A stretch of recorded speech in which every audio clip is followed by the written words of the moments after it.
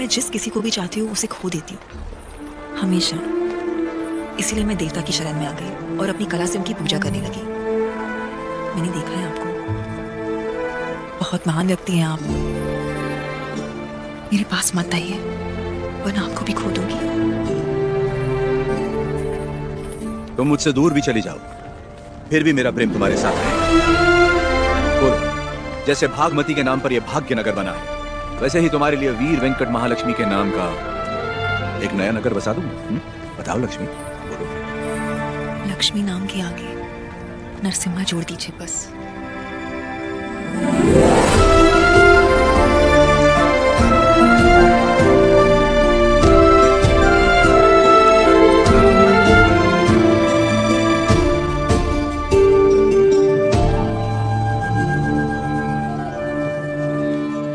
स्वामी, नोस्सम किले को खबर भेजती है, नरसिम्हा रेड्डी वहाँ भी नहीं है। और आज कार्तिक पूर्णिमा है, उसे डीले पर दीपक जलाना है। उसे याद तो होगा ना? वो हर कार्तिक पूर्णिमा के दिन दिया जलाता आया है, आज भी वही जलाएगा।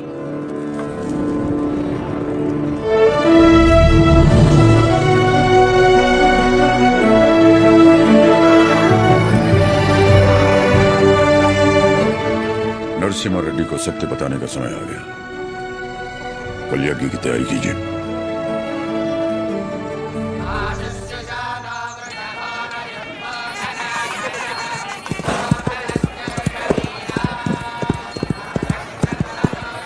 ओ बन्ना, ये सब क्या हो रहा है? कोई यज्ञ होने वाला है, गुरुजी भी आए।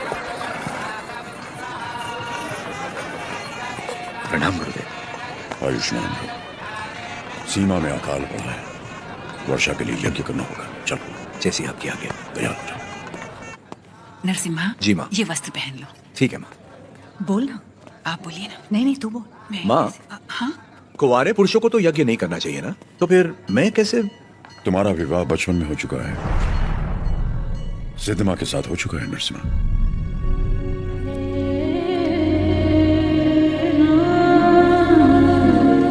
जैसा अकाला पड़ा है तुम्हारे बचपन में भी पड़ा था। ज्योतिष के अनुसार ये यज्ञ सिर्फ तुम कर सकते थे। परिस्थिति कुछ ऐसी बन गई कि यज्ञ के लिए हमें सिद्धम्मा से तुम्हारा ब्याह कराना पड़ा।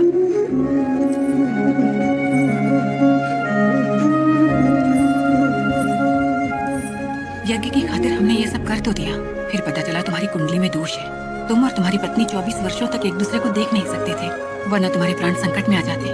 तो हमें तुम दोनों को अलग करना पड़ा। दोबारा यज्ञ की घड़ी आते ही तुम्हारा दोष समाप्त हो गया। सिद्धमा के साथ तुम्हारा विवाह देवताओं का निर्णय है। जाओ आगे बढ़ो। लोगों के अश्रु मिटाने के लिए सिद्धमा के साथ यज्ञ करो। जाओ।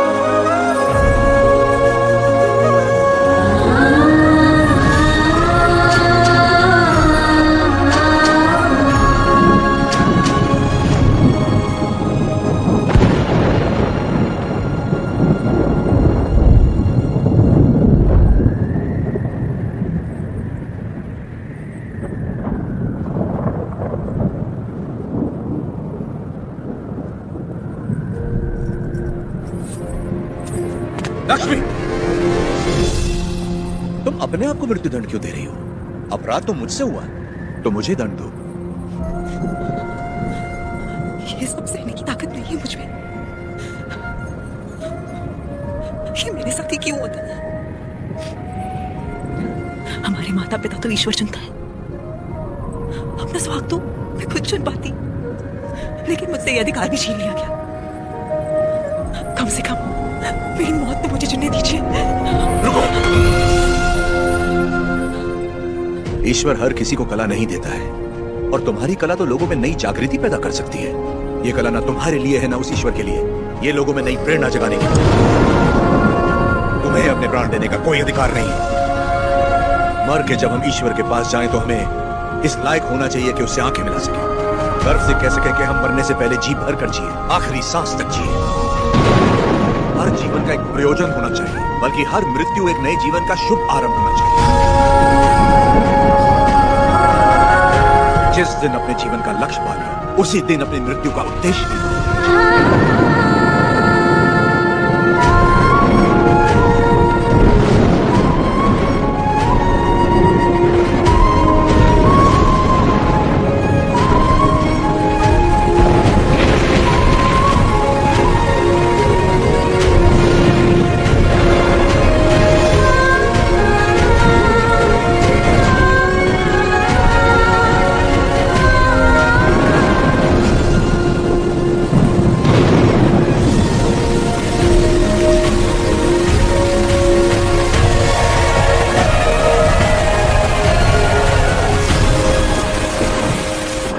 मुझे आपसे कुछ कहना है, कह सकती हूँ?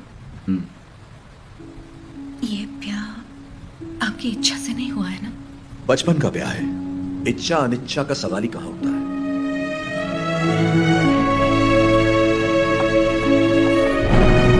आपकी बात तो सही है, पर मैंने तो बचपन से सिर्फ आप ही को चाहा है। तुम्हें पता था कि हमारा ब्याह हुआ है? और क्या, मुझे तो बचपन से ही पता था। बचपन से लेके आज तक आप ही मेरे संसार हैं। आपके लिए न जाने कितनों से लड़ी, यहाँ तक कि अपनी अम्मा से भी। सब कहते थे कि अगर मैंने आपको देखा तो दोष लगेगा, इसलिए आपसे कभी मिल नहीं पाई। आप यकीन नहीं करेंगे, नींद खुलते ही पहले आपके बारे में पूछती थी। आपकी वीरता भरी कहानियां सुनकर बहुत खुश होती थी। हर रोज आप जिस मंदिर जाते थे मैं भी वहीं जाती थी। जैसे आप पूजा करते थे वैसे मैं भी पूजा करती थी। उस दिन उत्सव में जैसे ही मैंने आपको आते हुए देखा, मैं सरोवर की ओर चली गई। मुझे डर था कि अगर आपको पानी में भी देख लिया तो आपको दोष लगेगा। ये 24 साल मैंने कैसे गुजारे सिर्फ मैं ही जानती हूँ। मुझे सिर्फ उस पल का इंतजार था जब आपको जी भर के देख सकूं। यज्ञ के समय भी मैं आपको देख नहीं पाई, इस डर से कि कहीं आपको देख के रो ना पड़ूं। वहां लोग देखते तो क्या कहते। आप गए तो अब देख लो।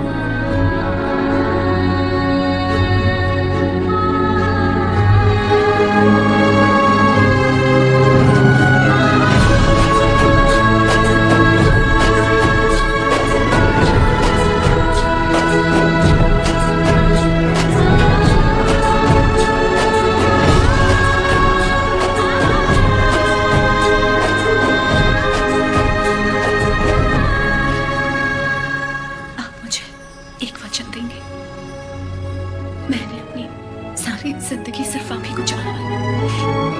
मैं आपको कभी नहीं रोकूंगी, चाहे जैसे रहिए, लेकिन आप एक वचन दीजिए कि मुझे कभी नहीं छोड़ेंगे।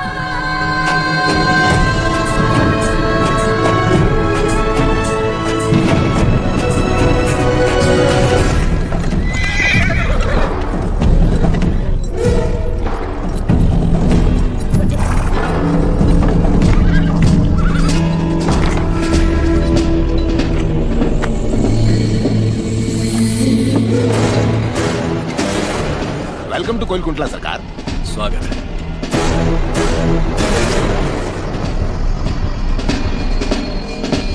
ये इलाका बहुत ज्यादा पीसफुल लगता है।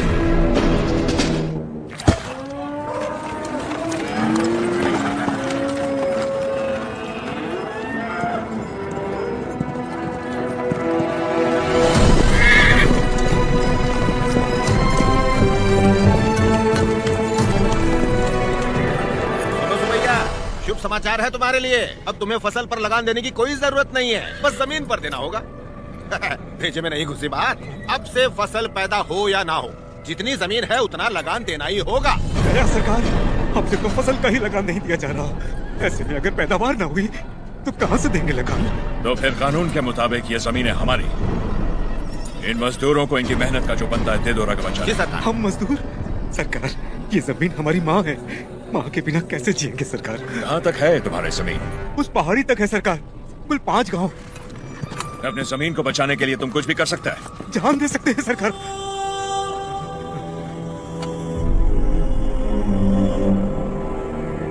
Let's play again. यहाँ से जितने दूर तुम दौड़ सकता है दौड़ो। जितनी जमीन पर तुम दौड़ गए वो जमीन तुम्हारी हुई। But हमारा घोड़ा भी तुम्हारे साथ में दौड़ेगा। अगर वो एक कदम भी तुमसे आगे निकला तो वहां से जमीन हमारी हो जाएगी। लेकिन अगर तुम हमारे घोड़े से आगे निकल गए तो वहां से जमीन तुम्हारी। तुम्हें शर्त मंजूर है?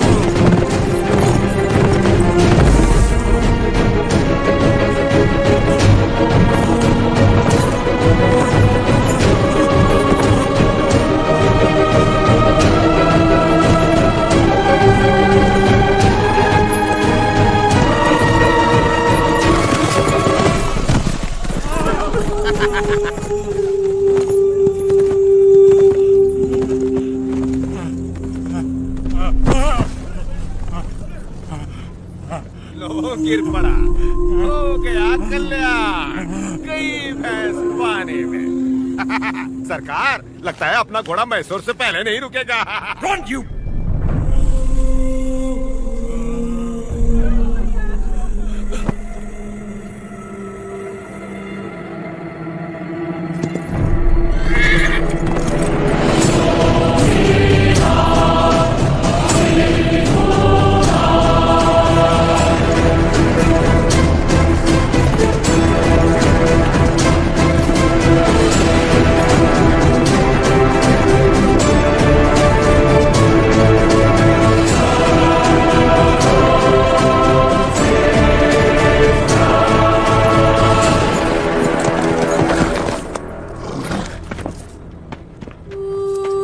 उठो सुबैया, ये लो,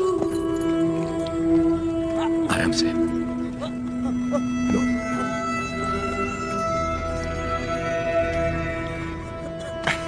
रेड्डी जी, आपने बोला लगान नहीं देना, लेकिन जैक्सन सर बोलते हैं आप तो पालेगार हैं ही नहीं। यानी नौसम का आपको गोद लेना नए डलहौजी लॉ के मुताबिक गैर कानूनी है, तो आप इस जमीन के कानूनी वारिस नहीं हुए। मेरी विरासत पे सवाल उठाने वाला तू होता कौन है? मेरे दादा विलायत गए थे तो उनसे तू पैदा हुआ था या तेरा बाप? तू मेरा भाई है, बेटा है, दामाद है, कौन तू? Shut up! इनकी तरह तू भी मजदूर है। लगान नहीं दिया तो सजा जरूर मिलेगी। क्यों दे तुझे हम लगान? हाँ? आधा तो लगान नहीं मांगते, मिट्टी भी नहीं मांगती, फसल भी नहीं मांगती, तो तू कौन होता है? लगान मांगने वाला।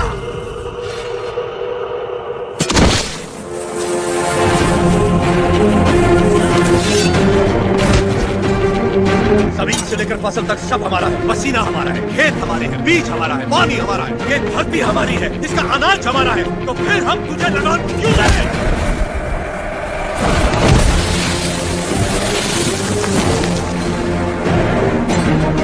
हम इस धरती की संतान हैं, इस मिट्टी पर हक हमारा है, तो फिर हम तुझे लगान क्यों दें?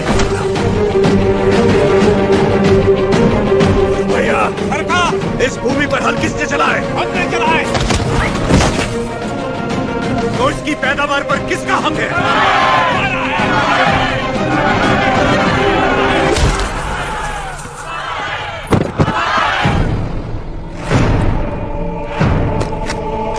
सरकार, रुक जाइए जरा, भीड़ तो देखिए, देखिए चारों तरफ, ये समय ठीक नहीं है। चलिए, प्लीज कम।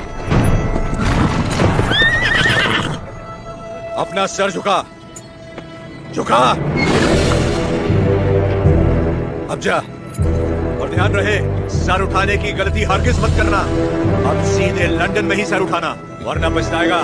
यहां दोबारा कदम रखा तो सर काट दूंगा। चल।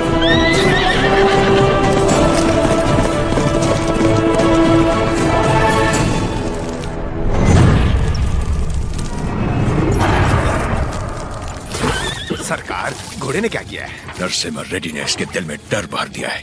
जब भी हम इस पर बैठता है, ये हमें उस डर की याद दिलाता है। नहीं,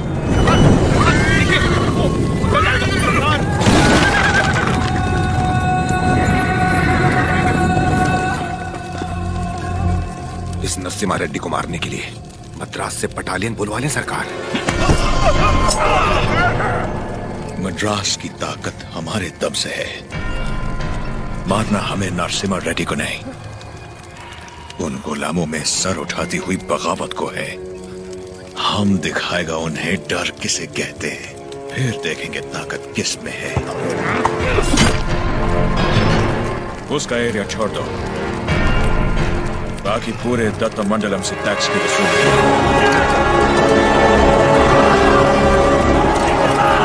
मरते हुए सभी लोगों की चीखें उसके गांव तक जानी चाहिए। इतनी दहशत फैला दो कि उसकी हिम्मत ही टूट जाए।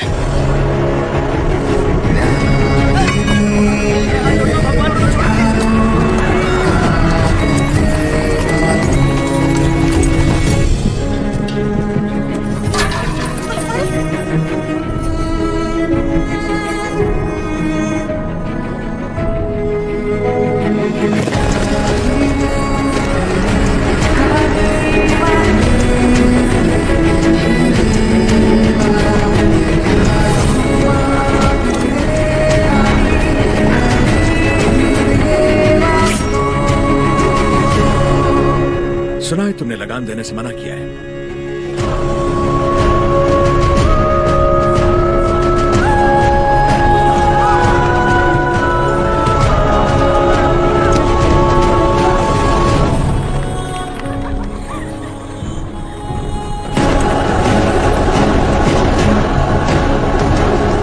अपना लूटा हुआ एक मुट्ठी धन भी हमारे हाथ से जाना नहीं चाहिए।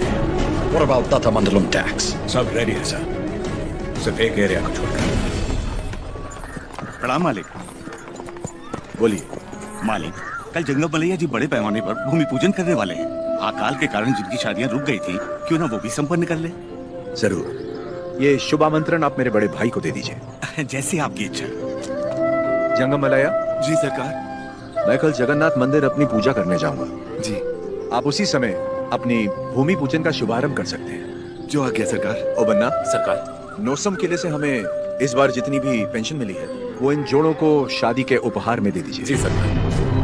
पेंशन? हाँ, ओ देखो तो सही, पेंशन लेने आया था, मिल गई ना पेंशन, देख लिया ना।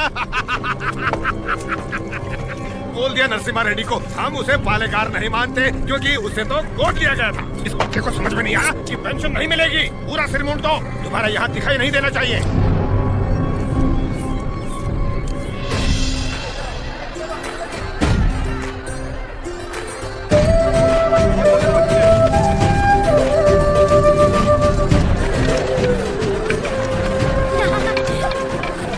अरे पहले भगवान को भोग लगाएंगे, उसके बाद ही हम खा सकते हैं। भूख लगी है माँ।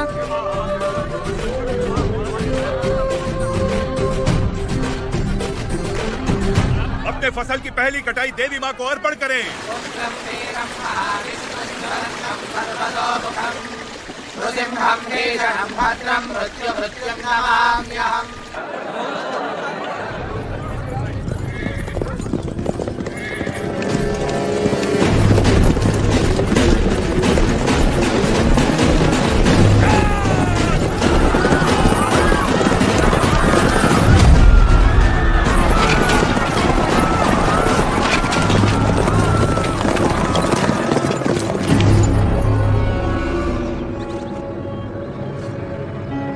लगता है इस बार फसल अच्छी हुई।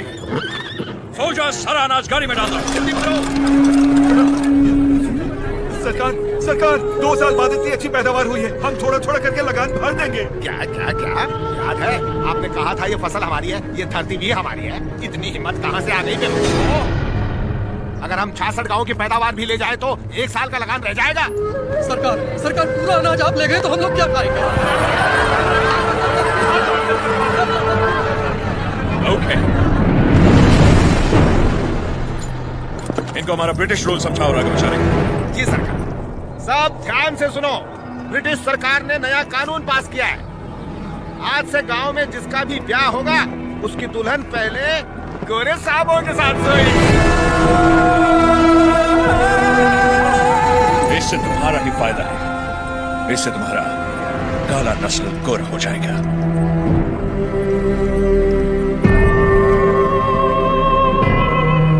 सबसे पहले हम इन 10 दुल्हनों के साथ सोएगा। डर क्यों रही हो? हमको सब एक साथ थोड़ी चाहिए, रोज रात एक काफी है। तुम सभी गांव वाले फैसला करो कि कब किसको भेजना है और अपनी फसल वापस ले जाओ। तुम लोग फसल दोगे या फिर लड़कियां? अरे रो क्यों रहे हो? सरकार ने कहा है कि लड़कियों का लाभ फसल से चुकाएंगे। लड़कियां दो, फसल ले जाओ। सरकार भूख तो हम फिर भी सह लेंगे, बेइज्जती नहीं सह पाएंगे सरकार। अनाज ले जाइए सरकार, अनाज ले जाइए। आफ्टर ऑल, औरत की इज्जत के वास्ते तुमने 66 गांव की फसल कुर्बान कर दी। You bloody barbarians! Soldiers, move the troop!